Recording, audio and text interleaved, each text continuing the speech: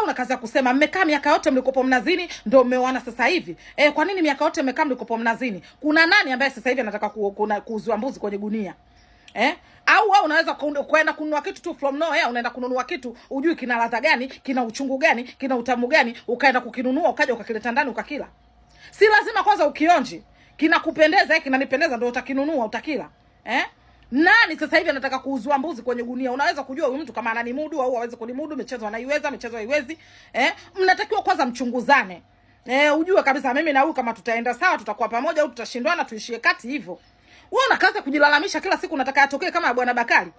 Bwana Bakari kauzwa mbuzi kwenye gunia. Kaenda kuuziwa mke amjui. Mke kamchukua kaja ndani anamfunua yule mke. Picha linaanza anakuja kumfunua ndani mke alikuwa ameambuka mtoto mdogo msichana mbichi. Anakuja kuozeshwa mtu ana miaka 55 mwanamke.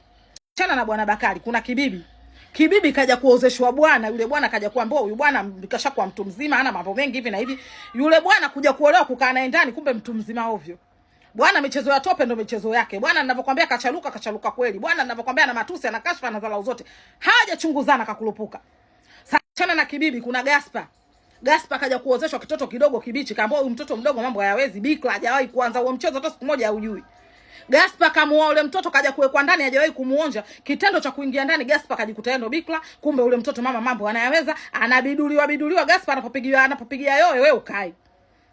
Unasema habari ya mmekaa, sijui mmechunguzana siku nyingi, mmezini miaka mingi. Koma. Hakuna mtu anataka kuuzwa mbuzi kwenye gunia, hakuna mtu anataka kula ugali kwa picha ya samaki, mtu anataka ajionee mwenyewe live, ajichunguzie live, anaumudu au aumudu.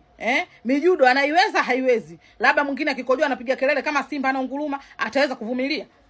Nataka watu wasikae wakachunguzana kwa sababu gani? Tunachunguzana vizuri.